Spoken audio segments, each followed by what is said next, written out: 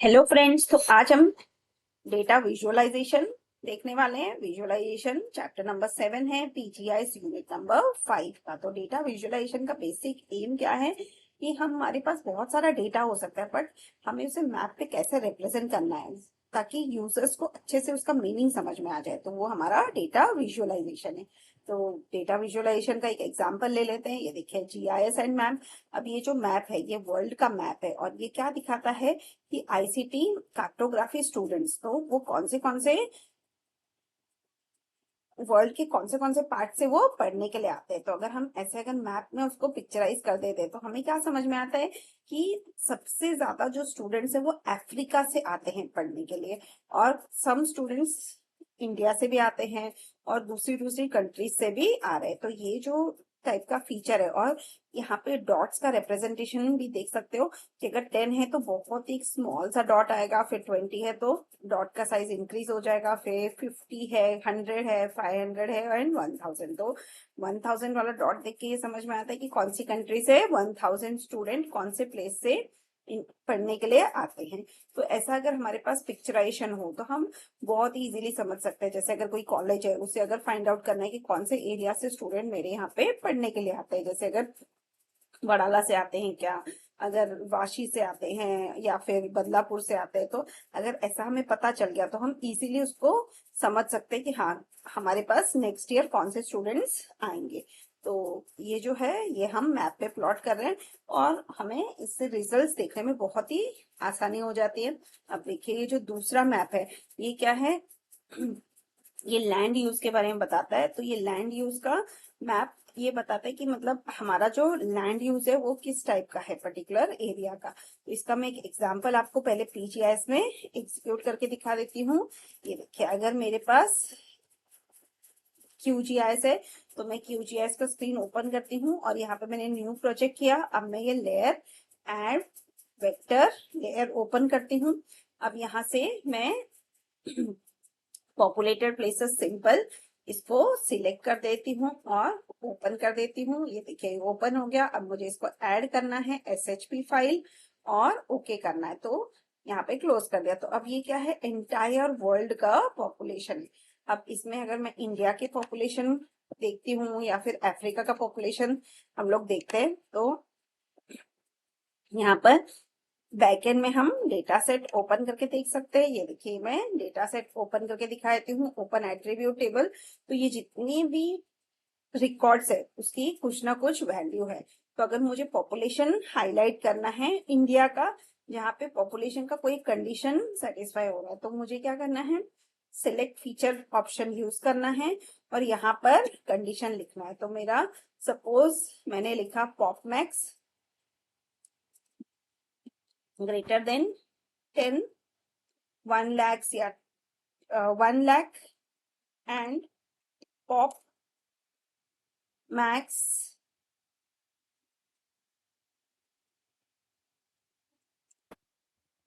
And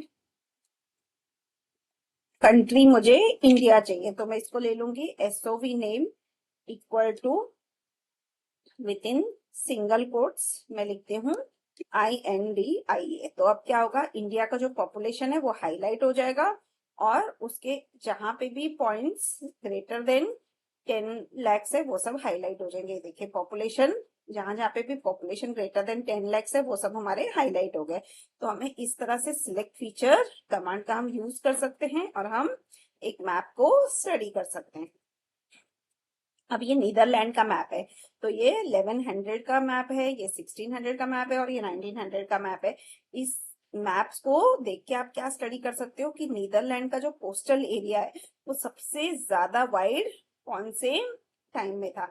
तो वो सबसे वाइड जो था वो लॉन्गेस्ट कोस्टल एरिया हमारा 1600 में था। तो ये तीनों मैप को अगर हम स्टडी करेंगे तो हमें ये समझ में आता है, क्योंकि यहाँ पे बहुत सारे आइलैंड्स है और इनको हम इनका एरिया हम स्टडी कर सकते हैं।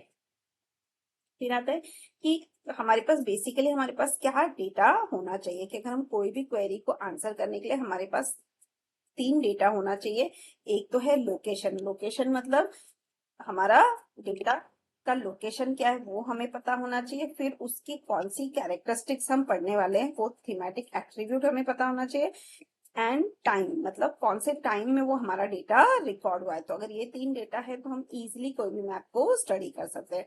अब मैप क्या करता है, जो डेटा होता है उसको सिंप्लीफाई कर देता है, और बैकएंड का जो कॉम्प्लिकेटेड डेटा सेट है उसको सिंप्लीफाई करके हमें स्क्रीन के ऊपर रिप्रेजेंट करता है। इससे क्या होता है, हमें जिस चीज में इंटरेस्ट है हम सिर्फ वही डिस्प्ले करेंगे, और जो बाकी का जो डेटा सेट है वो हम अभी के लिए हाईलाइट नहीं करेंगे। जैसे आपने ये एग्जांपल में देखा था कि एंटायर वर्ल्ड का पॉपुलेशन है, लेकिन हमें किस चीज में इंटरेस्ट था, हमें इंडिया का पॉपुलेशन जो ग्रेटर देन 10 लाख है, तो हम सिर्फ उसी को हाईलाइट करेंगे और उसी के स्टडी हम कर सकते हैं। तो यहाँ पे आप रिकॉर्ड्स भी देख सकते हैं, तो जो भी रिकॉर्ड्स सेटिस्फाई होते हैं वो सब यहाँ पर हाईलाइट भी हो जाएंगे। तो उससे क्या होगा, हमें स्टडी करने में बहुत ही आसानी हो जाएगी।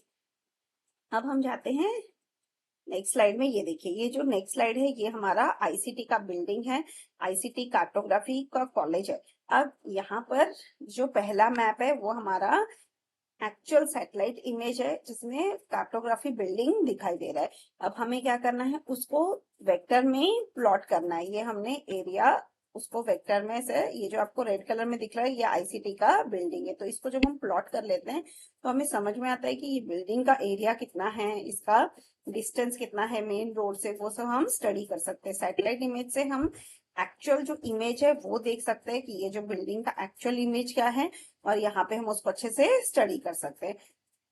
तो हमें क्या करना है, बेसिकली मैप का स्केल फाइंड आउट करना है कि कौन से हमने मैप को कितने रेजोल्यूशन में स्टडी किया है। जैसे अगर मैंने लिखा 1:2:5:0:0:0, मतलब हमारा 1 सेंटीमीटर जो मैप पे है उसका मतलब इतने सेंटीमीटर्स हमारे हो गए सरफेस ऑफ अर्थ पे, मतलब 2,50,000 centimetres on the surface of earth. तो अगर हमें अच्छे से स्टडी करनी है, मतलब हमें अगर सीवेज पाइप में कहाँ पे ब्लॉकेज है वो सब हमें फाइंड आउट करना है, तो हमें ये वाले मैप से हमारा काम नहीं होगा। तो हमें किसी एक एरिया का मैप लेके उसे अच्छे से स्टडी करना पड़ेगा। तो हमारा जो रेजोल्यूशन होना चाहिए वो होना चाहिए 1:10,000, मतलब 1 centimetre on map equal to 10,000 centimetre on the surface of earth. अब ये जो रेशियो है उससे हमें क्या पता चलेगा कि ये वाला जो हमारा मैप है ये हमारा लार्ज स्केल मैप है।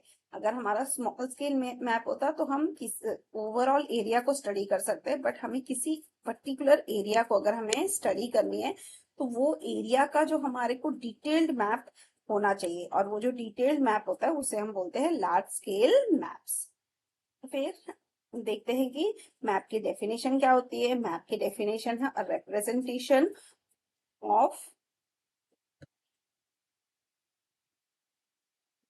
representation of abstraction of geographic reality, means a tool for presenting geographic information in a way that is visual, digital and tactical। तो ये हमारा मैप का डेफिनेशन हो गया कि हमारे को स्क्रीन पे वो मैप ड्रॉ करके मिलना चाहिए। जैसे इंडिया एडमिन है तो इंडिया का मैप हमारा स्क्रीन पे ड्रॉ होना चाहिए। फिर आता है मैप के टाइप्स। अब मैप के कौन से टाइप्स होते हैं, एक होता है टोपोग्राफिक मैप। टोपोग्राफिक मैप में हम क्या डिस्प्ले कर सकते हैं कि अर्थ का सरफेस हम जितना एक्यूरेटली पॉसिबल होगा हम डिस्प्ले कर सकते हैं, और उसमें हम बाकी इंफॉर्मेशन डिस्प्ले कर सकते हैं जैसे railroads, land use, topographic map. उसमें वेजिटेशन का मैप हो सकता है, या फिर बिल्डअप एरिया का मैप हो सकता है, या फिर रिलीफ, हाइड्रोलॉजिकल, ज्योग्राफिक नेम्स और रेफरेंस ग्रिड्स। तो ये हमारा सब टोपोग्राफिक मैप में हो सकता है। तो ये देखिए, ये एक एग्जाम्पल है टोपोग्राफिक मैप का। इसमें हमारे रोड्स या फिर कंस्ट्रक्शन एरिया वो सब यहाँ पर क्लियरली दिखाया हुआ है। अब दूसरा आता है थीमेटिक मैप्स। थीमेटिक मैप्स क्या रिप्रेजेंट करता है, डिस्ट्रीब्यूशन ऑफ पर्टिकुलर थीम, मतलब एक पर्टिकुलर थीम हम ले सकते हैं और उसको हम स्क्रीन पे डिस्प्ले करेंगे। जैसे यहाँ पर क्या है, प्रोविंस ड्रेनेज एरियाज, ये हमारा डिस्प्ले हो रहा है। तो यहाँ पे इनहेबिटेंट्स पर स्क्वायर किलोमीटर हमने लिया है, अगर 54 से लेके 156 है तो इसका कलर एकदम लाइट होगा। तो ये जो कलर है इससे हमें समझ में आ रहा है कि ये 54 से 156 है। अगर 157 से 138 है तो इसका कलर थोड़ा सा डार्क आएगा, फिर थोड़ा सा और डार्क, मतलब वो रेंज हमारा 339 से 525 है। और लास्ट रेंज है जो सबसे डार्क एरिया, मतलब वहां पे सबसे हाईएस्ट इनहेबिटेंट्स है। ये हमारा एक टाइप का थीमेटिक मैप हो गया। ये एक सोशो इकोनॉमिक थीमेटिक मैप है। और दूसरा है फिजिकल थीमेटिक मैप। वो क्या दिखा रहा है, वाटर शेड एरियाज, मतलब किस तरह से वाटर का डिस्ट्रीब्यूशन है एक पर्टिकुलर जगह पे। फिर आता है डिजिटल इन्वायरमेंट। तो आजकल क्या है, डिजिटल इन्वायरमेंट है, मतलब हमारे जो भी टोपोग्राफिक मैप्स हो या फिर थीमेटिक मैप्स हो वो हम डेटा सेट में स्टोर कर देते हैं उसका डिस्क्रिप्शन। और जब भी हमें वो मैप स्क्रीन पे चाहिए तो हम सिर्फ उसको स्क्रीन पे ड्रॉ कर लेते हैं। हम उस मैप को एज अ मैप नहीं स्टोर करते, हम एज अ वेक्टर मैप उसको स्टोर करते हैं। बिकॉज वेक्टर मैप की जो क्लैरिटी होती है, बाउंड्रीज का जो एक्यूरेसी होता है वो बहुत ही अच्छा होता है, इसलिए हम उसे स्टोर कर लेते हैं। तो मैं आपको एक एग्जाम्पल के थ्रू एक्सप्लेन करती हूँ। तो मैं वापस जीआईएस की स्क्रीन में जाती हूँ। ये देखिए, ये मेरा जीआईएस का स्क्रीन है। अब इसमें मैं न्यू प्रोजेक्ट कर देती हूँ और पहला प्रोजेक्ट डिस्कार्ड करके दूसरा प्रोजेक्ट ऐड कर लेते हैं। अब देखिए, ये मैंने लेयर ऐड रास्टर लेयर कर लिया। अब रास्टर लेयर में मैं आपको पॉपुलेशन का डेटा ऐड करके दिखा देती हूँ। ये देखिए, अगर सपोज मुझे कहीं किसी एरिया का पॉपुलेशन स्टडी करना है तो मैं क्या करूंगी, उस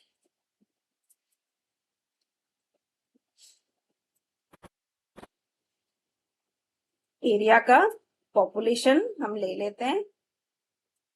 ये देखिए, ये मेरा रास्टर इमेज है, ये ऐड हो गया। अब इसमें क्या हो गया है, पूरा डार्क में आ गया, बिकॉज जहां पे भी वैल्यू है वहां पे हमारा कलर चेंज हो गया। तो अब इससे हमें ये समझ में नहीं आ रहा है कि हर एक पॉइंट पे कितना पॉपुलेशन है। तो मैं इसकी प्रॉपर्टीज पे जाके यहाँ पर सिंबोलॉजी में single band pseudo colour apply कर देती हूँ और मैं कोई भी एक रेंज स्पेसिफाई कर देती हूँ, जैसे 0 to 400।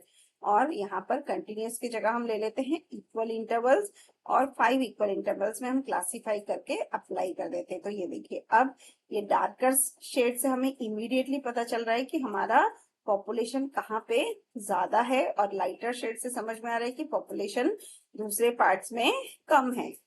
तो ये एक तरीका है क्लासिफिकेशन का।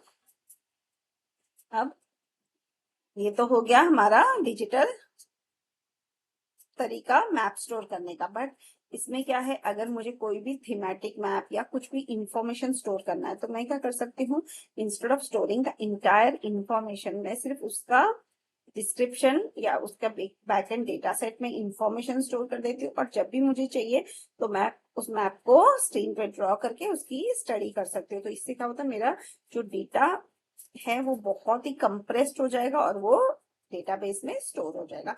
तो ये जो है, ये थीमेटिक मैप हो गया। ये बेसिकली हमें बहुत सालों से हम डेटा उसको स्टोर करते आ रहे हैं और कार्टोग्राफिक रूल अप्लाई करके, कार्टोग्राफिक ग्रामर अप्लाई करके हम जो मैप है उसको स्क्रीन पे ड्रॉ कर लेंगे।